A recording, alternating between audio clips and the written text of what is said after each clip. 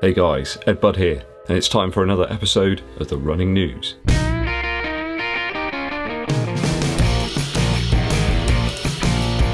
Lots of stories today, so let's get straight into it. So story one, you'll see that Nike have released, finally, their ZoomX Invincible Run shoe, over in certain territories only. The UK appear to have it, along with Australia, Canada, and parts of Asia too, and I think it's across Europe. But sadly, it's no dice for you guys over in the USA. It still says coming soon on all of the website information over there. Some people are talking about March, I think it was March the 11th or something like that, so it could be a little while to wait yet before you can pick this one up. Again, this appears to be a very divisive shoe, with people either really liking the idea of it or just no.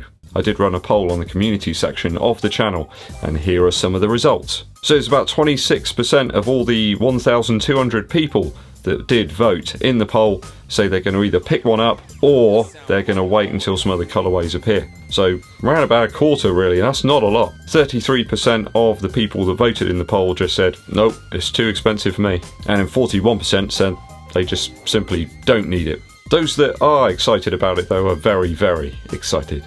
I'm certainly keen to test it out and see whether ZoomX really does need a carbon plate or not. I mean, if you want a shoe to wear every day that feels nice and it feels cushioned, I mean, you could spend 75 Earth credits and get yourself a Reebok Energy 3, couldn't you? Do you really need to spend 160 Earth credits or $180 if you're in the USA? I'm not entirely sure.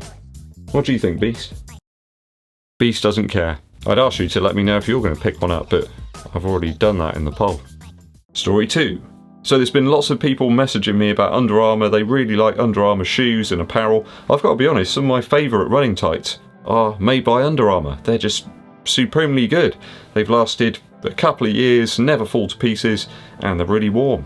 So they said they want more Under Armour news, so here it comes. Under Armour have recently launched their Hovr Machina 2, an updated model here with some key features and changes over the first iteration. I think it's probably going to hit the spot with a few more people, this one, as they've made some changes that I think were really required after the first one. The tongue on that first iteration of the shoe was very, very bulky, almost skater-like actually. It reminded me a bit of the Triumph 17 tongue. They've trimmed that down for a more concise ride. You've still got the Pebax spring plate in the midsole. I guess it acts a little bit like a torsion plate or that LEP plate that's featured in the Ultra Boost 21. 8mm drop, and they've slimmed down the weight a little bit, coming in at about 283 grams, which I think is about 10 ounces. For a size 9, so definitely a little bit more in the ballpark in terms of weight. I mean, it's always going to be a little bit heavier because you've got all that technology that's built into the shoe to help advise on your form and some statistics. Interestingly, I did attach my Hovr Machina 1 up to my Garmin watch, and it becomes like a more basic stride foot pod. I think the Hovr Machina 2 from Under Armour is out very soon. KOROS watches. In the recent past, these guys have rolled out some really, really good partnerships with loads of firms, people, all sorts of stuff. They are on the ball. Don't forget they partnered up with Kipchoge and his NN running team, and also the trail shoe wizards, Innovate. This time those terrific timekeeper tinkerers have teamed up with Extreme Energy events. So this organisation predominantly organise ultra races, ultra marathons if you want to use the correct terminology, which I should do really. Obviously a key element to these races is having a very reliable timekeeper and also keeping track of the mileage, so on, so on. I think it'd be kind of demoralising if you didn't have something like that, but let's not forget these devices can be expensive. Battery life is obviously a key concern on a race like that, and I have to say of testing, KOROS offers some of the best battery life out there in terms of sports watches. They really are quite amazing. In fact, I can't even remember the last time I had to charge this. When was that? It was that long ago. I gotta safely say it is superior in terms of battery life to my Garmin 245. Easy. I think the general idea behind this partnership is to try and get KOROS timekeeping devices across to some of the people that will be taking part in these events. I think getting access to one of those timekeeping tools for an event like this is absolutely imperative. Just tired thinking about that distance. It's just amazing. If you've done one of those, you're amazing. Shoe spotters of the world would have seen those new images of the rumoured Nike HyperFly or StreakFly or whatever it's called.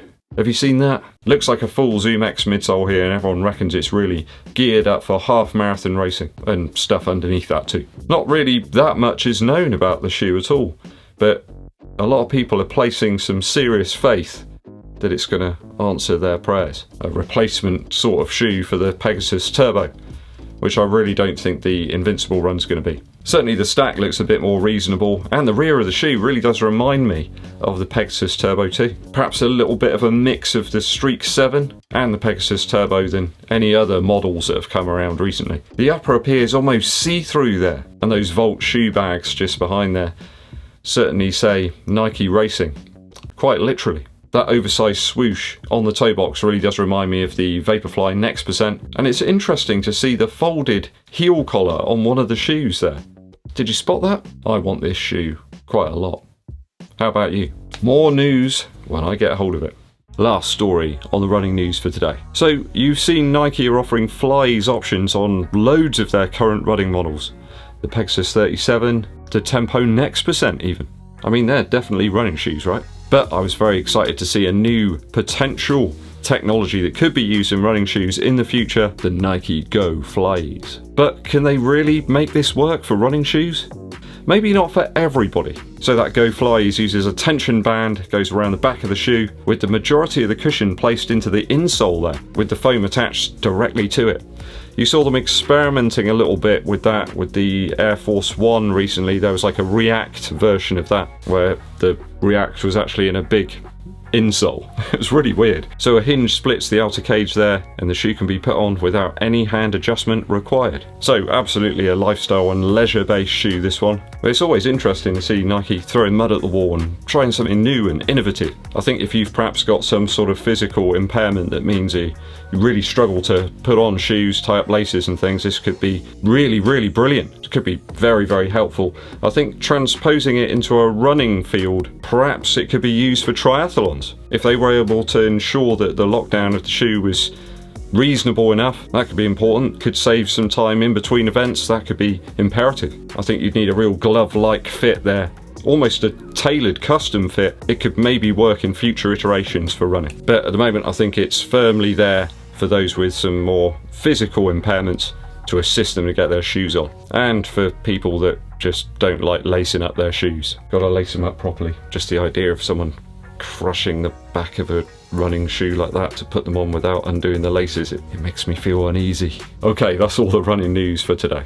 Musical interlude today comes from Edwyn Collins. Please do go and check this one out from the 90s, Gorgeous George. Now, I started listening to this one because people were talking about the summer and you know how they wanted to have their summer holidays and all this, and may not happen right now due to obviously the ongoing issues around the world. And it made me think of the first track on the album, which is called The Campaign for Real Rock. Now, Edwyn Collins uses this song as a bit of a protest song, I suggest, about those big summer festivals that you get, you know, where you can't hear the music properly and all the food's expensive and you're not even allowed to take water in. You know, all those great places that you can go and visit and sit in a tent and get very wet and muddy. But you get these big acts turn up and produce below par performances. No, I'm not bashing festivals really. I've had some great fun at some festivals in the past, but I've also had some pretty harrowing experiences. Edwyn Collins may have had some of those as well, where he just feels that you needed to write this song and explain about how he felt about them. If you can find it, there's a brilliant video of Edwyn Collins playing at the Reading Festival, and he actually comes on and pretends to be the sort of stagehand wearing a Iron Maiden t-shirt or something. It's fantastic, it really is worth checking out.